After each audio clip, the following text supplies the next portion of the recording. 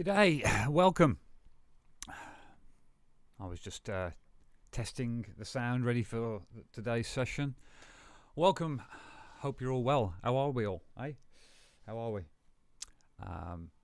So I'm looking at the wrong camera, I forgot I'm up there at the moment. So yeah, I've just got to remember where I am.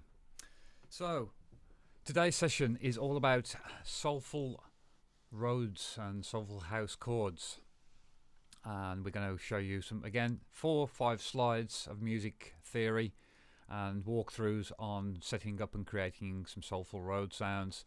And then that brings to the end of this series of creating your or developing your own style in the terms of the music theory and synth anatomy side of things.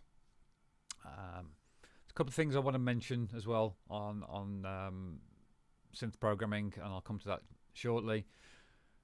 From the past few sessions, but when we finish this session, what I'm going to be moving on to next is pretty much creating effects, so that will finish off this kind of series, and then I might work on some vocals, working with vocals and stuff like that, and then building up a track, creating some vocals from scratch, and then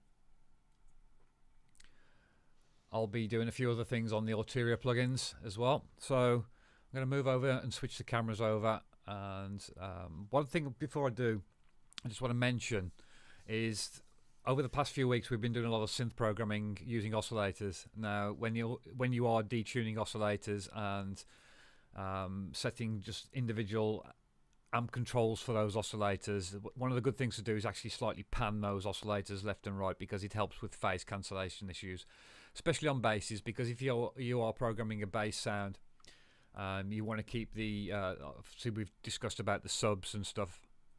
We want to keep that in mono.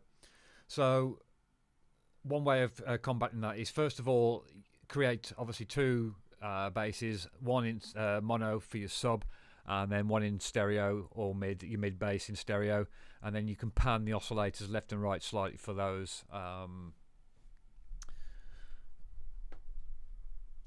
for the mid bass. So I'm just adjusting my mic because I keep on looking over to the left side here. Right, and I'm just going to go switch over now and switch onto my content. So let's switch OBS. And we can move that. And we're just going to position and get some real estate back. And move into the slides that I have. So, as I said, today we are going to discuss Soulful Rhodes, the deep sound of house music. It's the sound that spawned a genre fueled by the West Coast labels of Naked and OM, the classic deep house sound featuring lush Rhodes and sparse instrumentation with silky smooth vocals on top.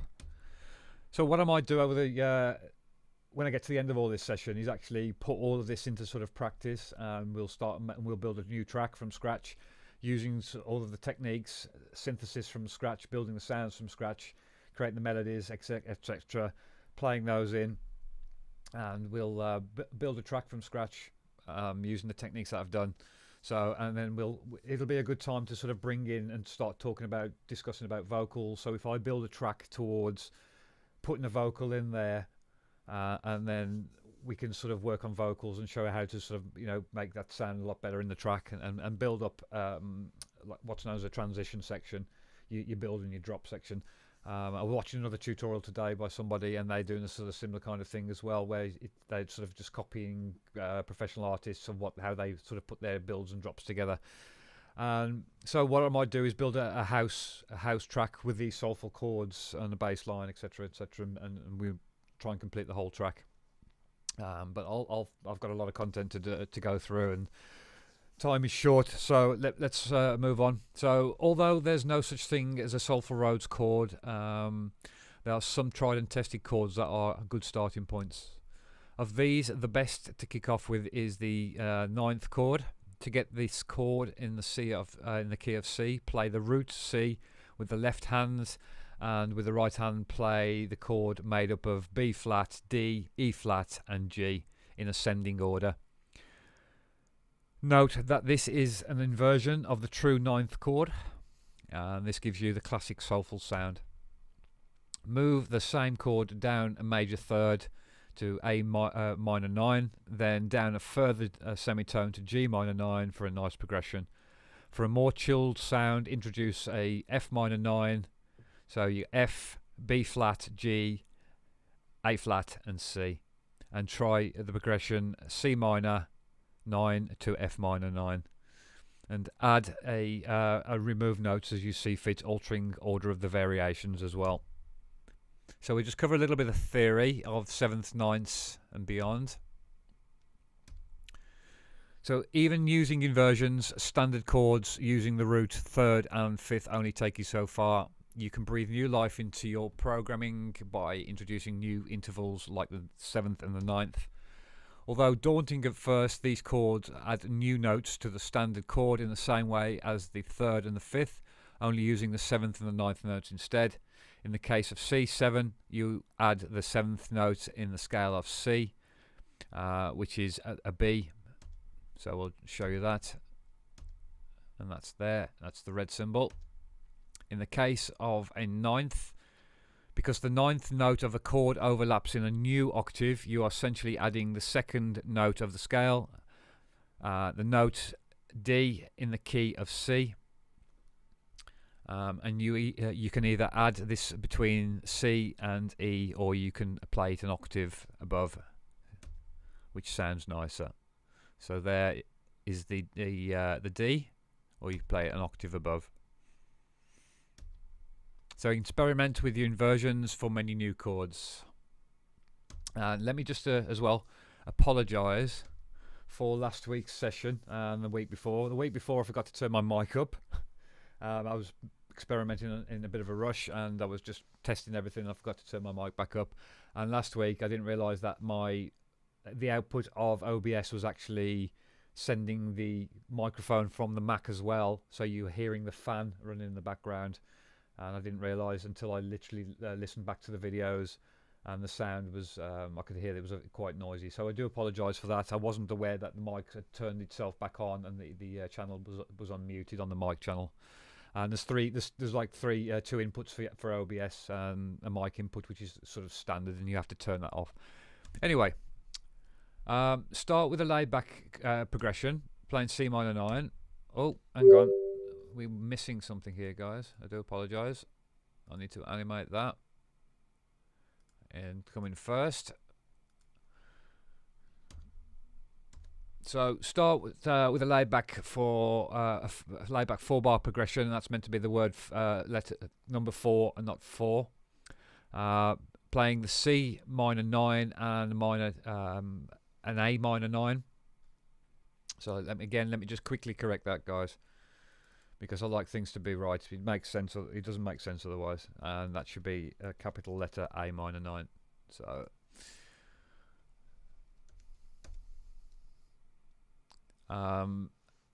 C minor 9 and the G minor 9. So note that all these are all inverted chords with the bass now playing the root. Again, the word root, I should have spell checked this, and I did actually do this again, guys, and I do apologise. I'm so busy and I got so much to do, I don't have much time. Let's try again. So start with a laid back chord progression. Note that all these intervals chords are with the bass now playing the root, but the above notes spread differently than the traditional minor 9th. Note how the second chord, and again there's H missing on the word chord, comes in a 16th before the beat, giving a nice preemptive push to the groove.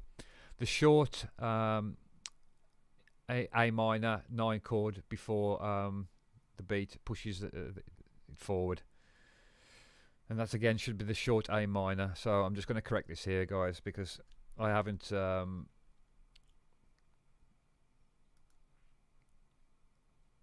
didn't spell check this morning, and I should have checked it. So I'm just going to take you through again. Sorry about this. So the second example is, in this sequence, the progression is a C minor 9, F minor 9, C minor 9, and then a more major variation of the C minor 9. Note that the movement of the bass and the upper notes in the final chords that give a different flavour. and the orange notes indicate a higher velocity, which also adds a different flavour to the C minor 9 on beat 3. This is a fairly simple progression, both methodically and rhythmically, but it's a good starting point for experimentation. Make the chords shorter and program more of them dynamic rhythmic backings. And again, apologise for the spellings in this, guys. I did not spell check that particular slide. I have done the rest, but... So we're going to walk through Soulful Chords Part 1. It's a 8-part walkthrough. With the beat rolling, open the EV88 electric piano if you're using Logic or a similar Rhodes virtual instrument, and don't worry about the settings for now, and program some simple chords. The 4-bar sequence rolls through a C minor 9 and an F minor 9, and that's what you can see in the example above. And quantize is set to 16C, or as close as I can to a 16th C Logic swing in Ableton Live, which would be roughly about 55%, to help the chords sit with the groove. So next, we program using a matrix or a piano roll editor. Leaves the parts sounding mechanical. So obviously when you're putting stuff in MIDI, unless you're playing the stuff in and you're really good at playing, it sounds mechanical, so we can humanize this. Logic has got its own humanizing plugin. Ableton Live has got a different setting now with the randomizer in MIDI, so you can play with that until you get something that sounds nice, and I will show that in the examples shortly. So you either mess with the volumes of the individual notes or power up a humanizing editor. And in Logic you can use the transformation editor's humanization logarithm, and it pushes all the notes off grid and changes velocity subtly for a more human sound. And again, find the alternative inside your DAW. Open your electric piano plugin and select Mark 1 or Mark 2 settings. In this example, I'm using Arturia's Stage 72 plugin, and I'm using this 1972 medium amped EP electric piano. These model the classic Fender Rhodes electric piano Mark 1 from 1970 and the Rhodes electric piano Mark 2 from 1979. So any range between there, and you can see I've got the 1972 Rhodes. They are the staple sounds of the Soulful House sound, and you could use the Applied Systems Lounge Lizard VST is a favourite as well amongst house producers if you don't have a plugin that's suitable. And in this example, as I'm using the Arturia Stage 73, sorry, not the 72, Stage 73. And then Soulful Rhodes parts sit beautifully wide in the mix, almost like pads, because obviously they're deep, solid chord structure. You usually find that the notation, as you can see in the examples, are full legato notes. To get this sound, power up a chorus, or better, an ensembler plugin.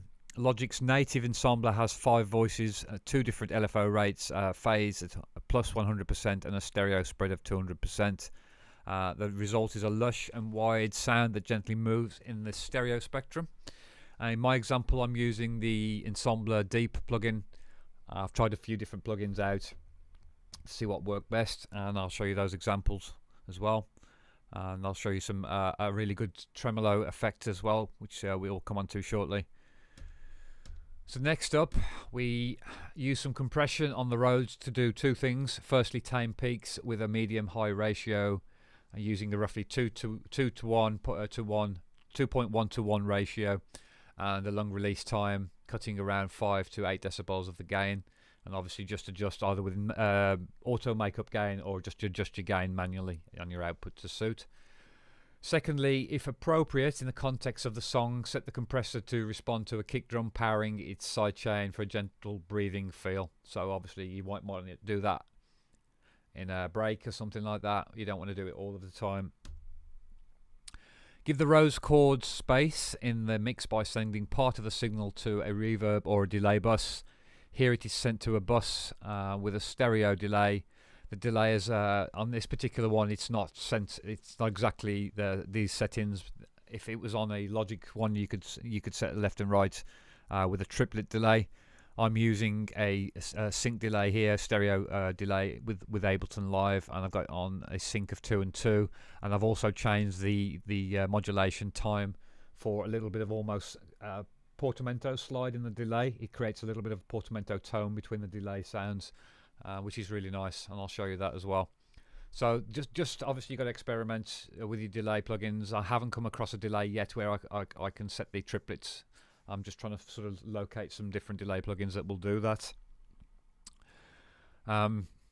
I probably have got one, but it used to be on my PC, so it's a long time ago. And obviously, you know, I'm only using a select number of plugins on my Mac. I'm trying to keep it limited because having too many plugins just it just makes your productions messy. I think limiting your plugins and your effects and units that you use, you actually become more creative. Also note that the EQ value sitting high on here, but I haven't actually EQ'd, so you could EQ roughly about 17 hertz, cutting the low end material. That would muddy the mix, but obviously I can apply that to the end of the chain if I wanted to, or I can use the filter, as you can see in there, which I've got turned off at the moment, but I can apply that filter. Then for sublime moments, automate the delay to send a trigger occasionally for delay swells. An increase will send more signal to the stereo delay, as you should know by now, bringing momentary splashes of sound that echo in the mix, ideal at the end of phrases or to pick out particular chords. For an even greater control, automate the delay buzz itself. And then finally, for added movement, and depth and interest, try a tremolo or filter plugin. Auto filters can sound great on Rhodes. Here a bandpass filter is selected with fatness at 90%, resonance at 46%, cutoff at 33, and a longer tack. A longer tack envelope gives a nice resonant fade in. Again, all of this content is referring to Logic's plugins. I've used Ableton's plugins, and I'm using slightly different variations of the effect. So again, I will show you that. The cutoff point is automated for each chord for pure bliss. In the next session, I shall be completing this synth anatomy series by covering sound effects. So again, we'll be programming in synthesis and sound effects again. And that sort of then covers the synthesis series that I've done. So we've covered the music theory side of things, and also the synth programming and sort of effects. Will sort of tie all that together on how to program effects and bring your transitions together in your tracks. And like I said earlier on, what I'll probably do is then start to bring all of this together, start to bring some of these techniques in, and we'll create a track using some of the techniques that I've gone over the last few weeks. And I'll be covering how to produce alarm sounds, impacts, fizzy sweeps, pitch shifters, and more. There will be 2 sessions for this. I will try and get them 2 sessions next week. I can't promise, like I say, because I've got so much to do. I'm editing videos at the moment, and one video, 30-minute video, took 3 hours to edit the other day. So you can imagine it's just eating a lot of my time away, and I'm trying to get this course released for the Academy. There are not enough hours in the day. So, let's get into the content. And I've got 2 examples here that we've seen.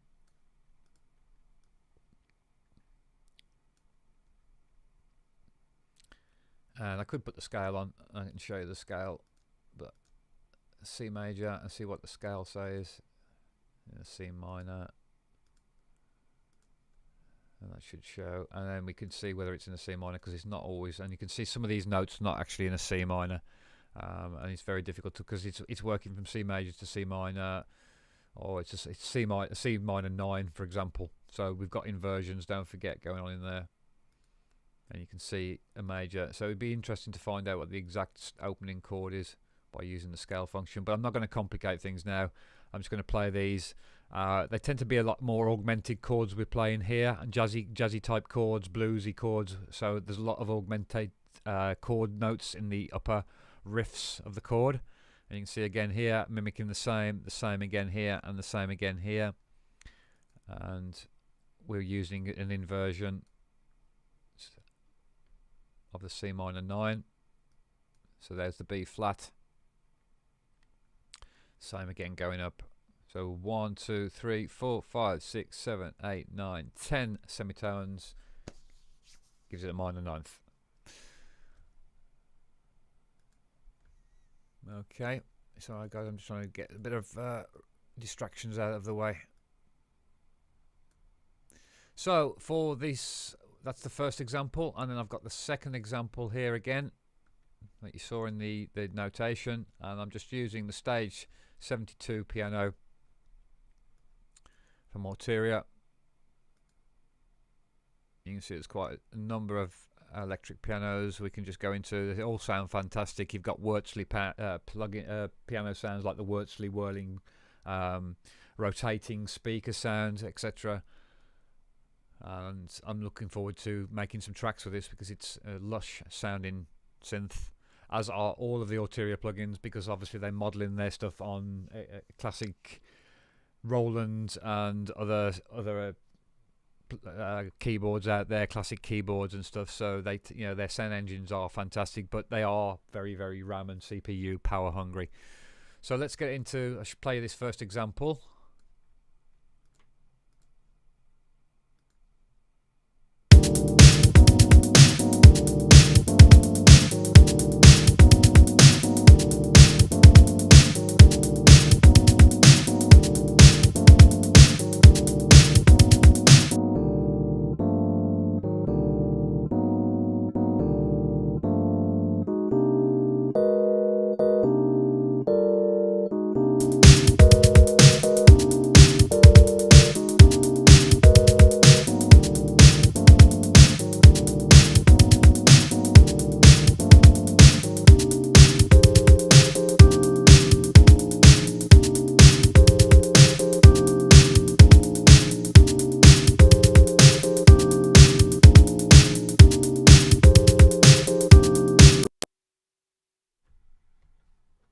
Okay, so I wanted to mention, where are we?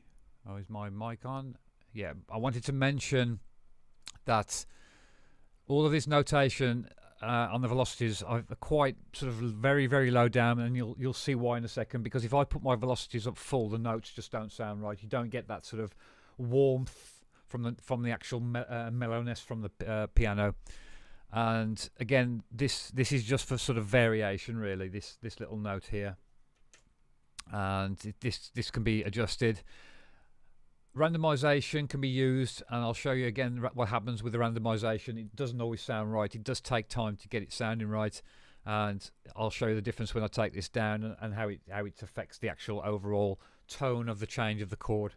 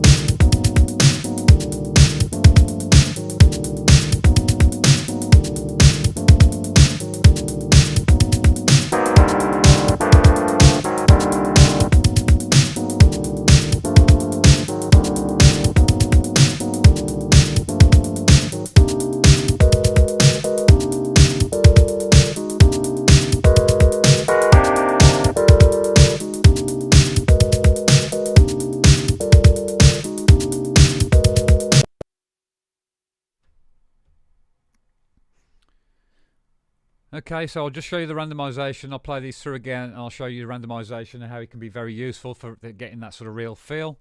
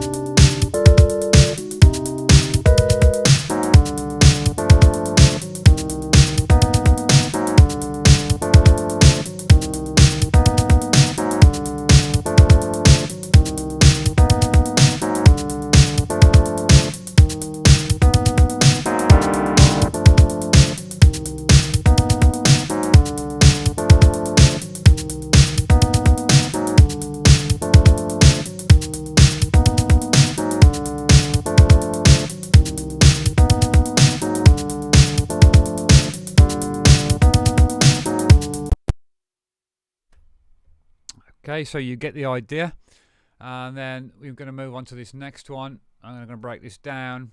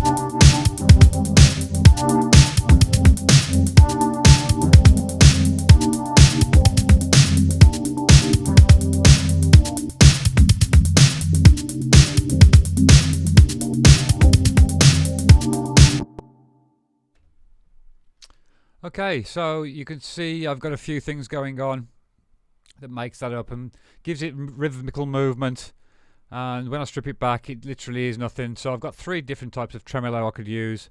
I'm just showing the difference between these tremolos. You can use tremolo and use the filter to shape it. Here for example I'm using the cutoff and I'm using an LFO with a filter, and my shape is a random wave, a blocky random wave, very sample and hold type waveform, and that is then obviously controlling how this filter comes on and off, its shaping it, it's giving it some rhythmical movement. So obviously as I close the filter off with the resonance is opening and closing, it's adding harmonics to the sound, it's making stagnant straight chords sound like there's rhythmical movement.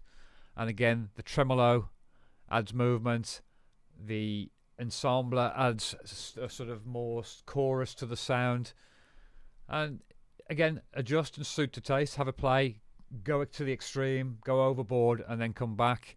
But again, I want to show you this also delay. On my delay here I've got a ping pong and the release time. I want to show you just the stereo delay itself.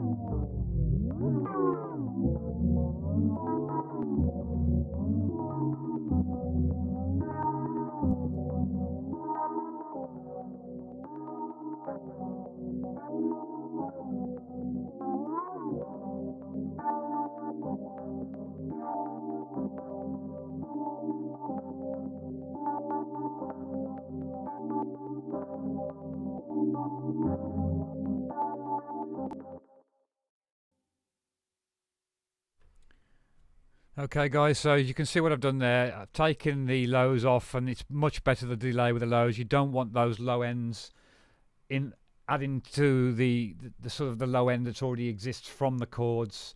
And again, don't forget if there's a bass line in there as well and the kick drum, there's going to be a lot of lows going on. So Your delays, you want to strip out the lows as much as you can. Simple as that, and it just keeps everything nicely in stereo where it should be sitting.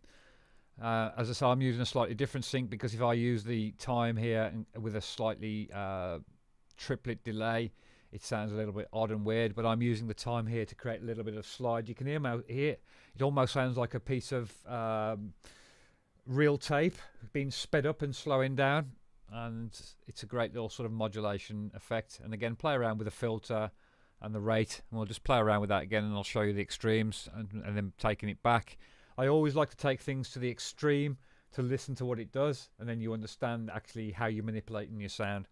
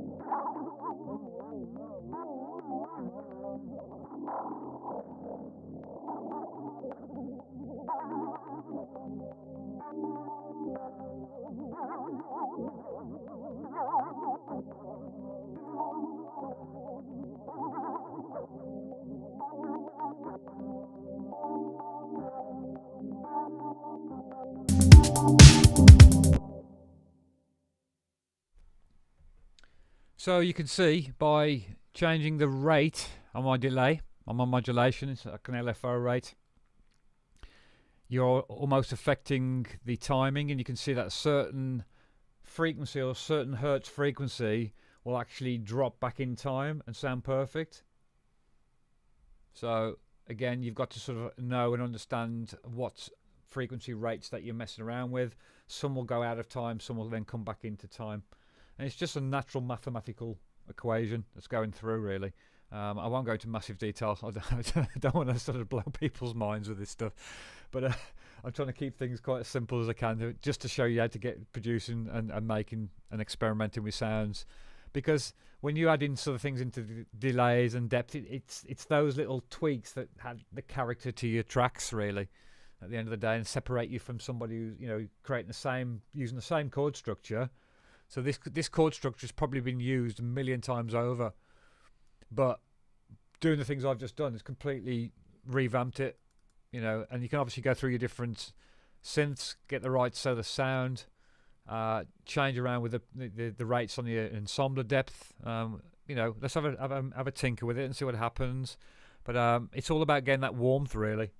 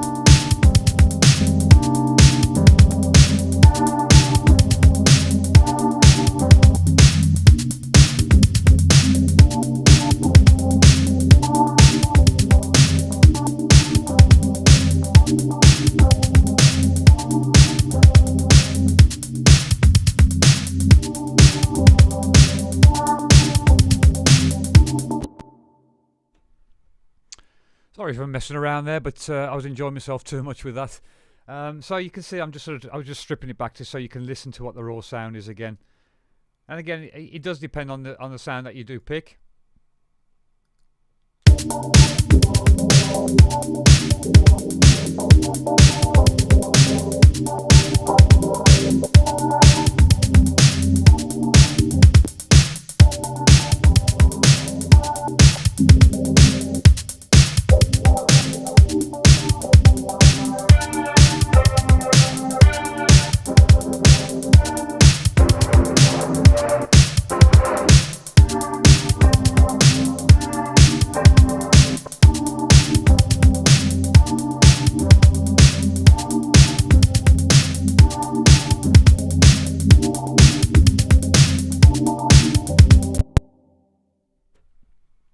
And you'll notice that this ensembler deep really does make the difference, and changing the rate gives it that sort of really nice chorusy organ type sound. So you're taking almost like an electric piano and creating that rotary speaker type sound, which adds that sort of really nice organ chorus. When you get it right, it's a sweet spot with the ears. You can just tell, you know, it's just perfect what you're looking for.